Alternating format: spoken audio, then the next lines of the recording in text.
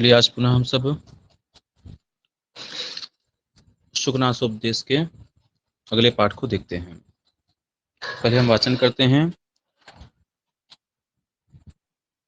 उद्दाम दर्प भट सहस्रोल्लासिता शिलता पंजर विधृता पिपक्रामति मद जल दुर्दिनांधकार गज घटित घन घटा परिपालितापि प्रपलायते न परिचयं रक्षति नाभिजनमीक्षते न रूपमालोकयते न कुलक्रममनुवर्तते न शीलं पश्यति न वैदग्ध्यं गणयति न श्रुतमाकर्णयति न धर्ममनुरुध्यते न त्यागमाद्रियते न विशेषज्ञतां विचारयति नाचारं पालयति न सत्यमनुबुध्यते न लक्षणं प्रमाणीकरोति गंधर्व नगर लेखेव पश्यत एव नश्यति। अब हम देखते हैं इसका अर्थ। यहां पर प्रथम जो वाक्य है वहां पर क्रिया क्या है? अपक्रामति। अपक्रामत मतलब चली जाती है। कौन चली जाती है? लक्ष्मी। लक्ष्मी का परिचय चल रहा ना यहाँ पर, तो लक्ष्मी का ही परिचय चल रहा है, तो क्रिया का जो अन्वय होगा वह लक्ष्मी के साथ होगा। लक्ष्मी अपक्रामति, लक्ष्मी चली जाती है, दूर हो जाती है। कैसी लक्ष्मी? लक्ष्मी चली जा रही है तो लक्ष्मी को पकड़ लिया जाए, कैद कर लिया जाए। तो कह रहे हैं कि पंजर विधृतापि, पिंजड़े में बंद कर लेने पर भी। पंजर मतलब पिंजड़ा। पंजर विधृतापि विशेष रूप से धृतापि धारण करने पर भी, पकड़े रहने पर भी, ठीक, वह अपक्रामत चली जाती है। तो मन में शंका होगी, कोई सामान्य बालक अथवा कोई कमजोर व्यक्ति पकड़ता होगा कि छुड़ा करके वो भाग जाती है। कहते हैं नहीं, उद्दाम दर्प भट सहस्रोल्लासिता शिलता। उद्दाम दर्प, उत्कट जो दर्प मतलब अहंकार है, जो बल है, बल रूपी जो अहंकार है, उत्कट अहंकार से युक्त भट सहस्र, सहस्रों भट अर्थात योद्धाओं द्वारा, जो उत्कट अहंकार से युक्त हैं, ऐसे हजारों योद्धाओं द्वारा उल्लासित, उठाए गए, उठाए गए अशिलता, तलवार रूपी लता के द्वारा, विधृतापि, पंजर विधृतापि, पंजर में रखे होने पर भी, पंजर मतलब पिंजड़े में पकड़ी हुई होने पर भी, अपक्रामति चली जाती है, दूर हो जाती है, निकल जाती है। पुनः देखिए, उद्दाम दर्प, उत्कट अहंकार से युक्त भट सहस्र, हजारों योद्धाओं के द्वारा उल्लासित उठाई गई अशिलता, तलवार रूपी लता के द्वारा, भुजलता के द्वारा, पंजर विधृतापि, पिंजड़े में पकड़ी हुई होने पर भी, पिंजड़े में बंद की हुई होने पर भी, अपक्रामति निकल जाती है, दूर हो जाती है, चली जाती है।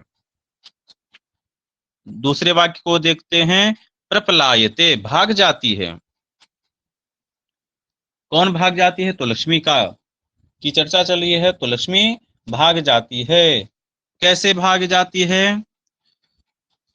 मद जल दुर्दिनांधकार गज घटित घन घटा परिपालितापि, परिपालितापि अच्छी तरह से पालित होने पर भी, परिरक्षित होने पर भी, ठीक, पाल धातु का अर्थ यहाँ पर रक्षा करना होगा।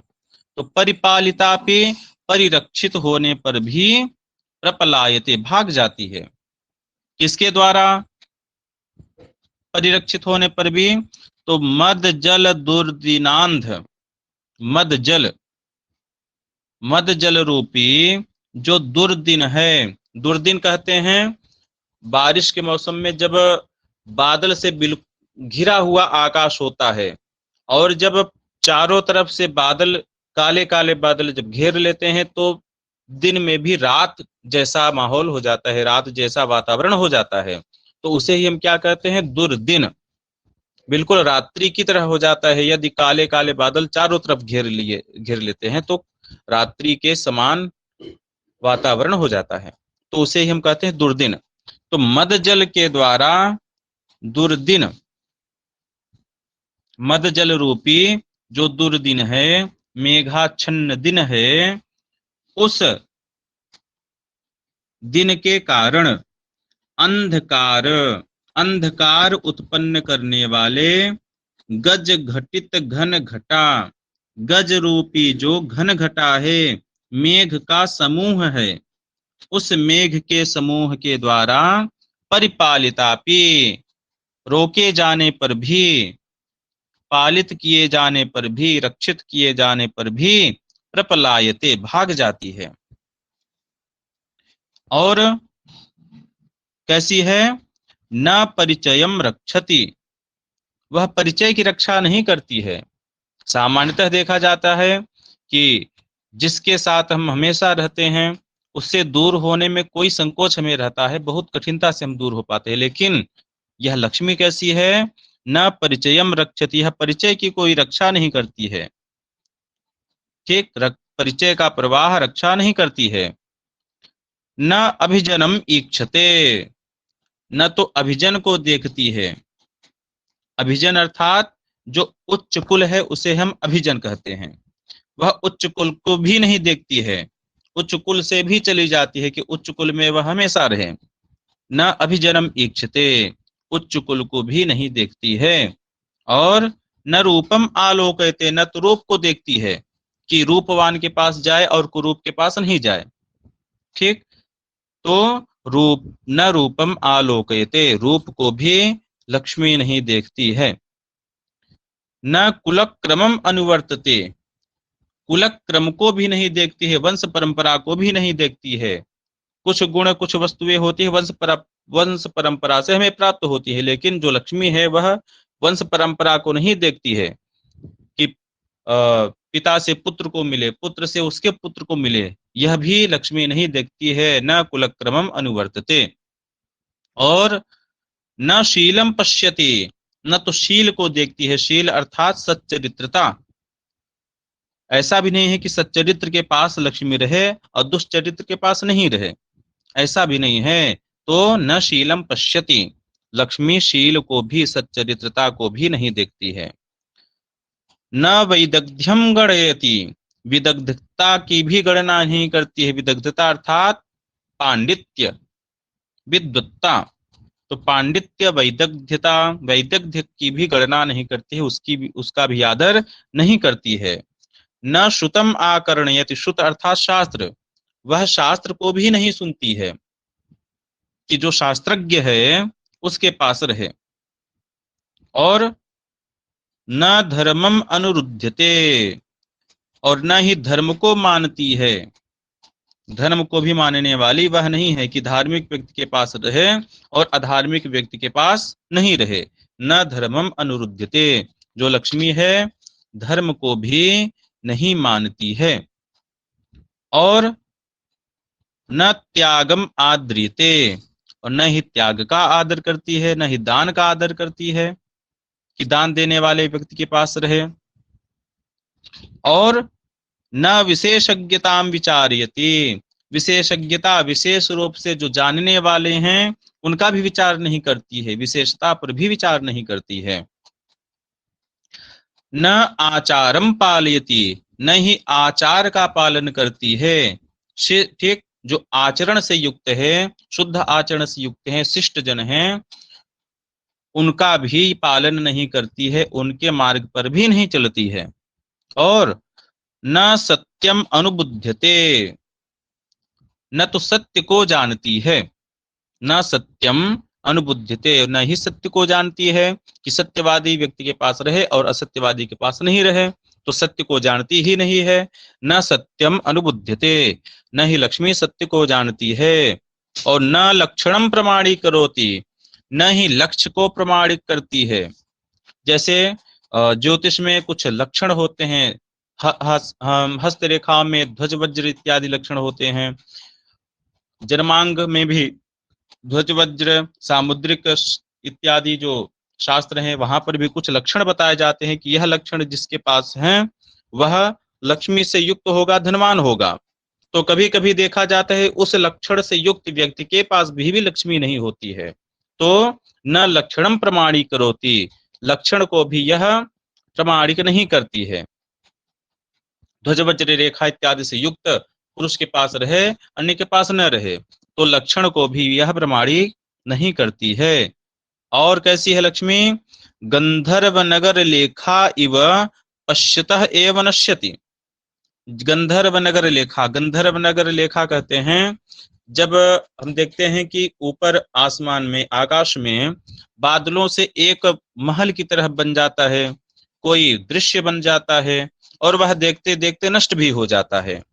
तो गंधर्व नगर लेखा इव, गंधर्व नगर लेखा के समान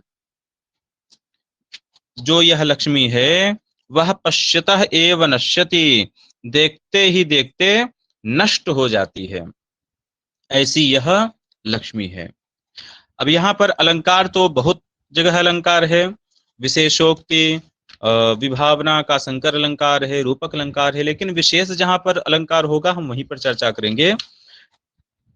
आगे के भी जो पाठ होंगे वहां पर हम वही पर अलंकार की चर्चा करेंगे जहां पर विशेष अलंकार होगा। तो यहाँ पर गंधर्व नगर लेखा इव पश्यतः एव नश्यति, यहाँ पर गंधर्व नगर से लक्ष्मी का क्या हो रहा है? उपमा हो रही है, समानता दिखाई जा रही है, तो यहाँ पर उपमा अलंकार है। ठीक, पूर्णोपमा है क्योंकि गंधर्व नगर है, लेखा है, यह उपमान है, लक्ष्मी उपमेय है, उपमानवाचक इव शब्द का प्रयोग हुआ है, और पश्यतः एव नश्यति यह दोनों में साधर्म्य है, तो यहाँ पर पूर्णोपमा अलंकार होगा। ठीक है, तो आज इतना ही। कोई प्रश्न हो तो आप सब पूछ सकते हैं अभी। भैया जो गंधर्व नगर लेखे है इसको बिजली तो नहीं मान सकते हैं?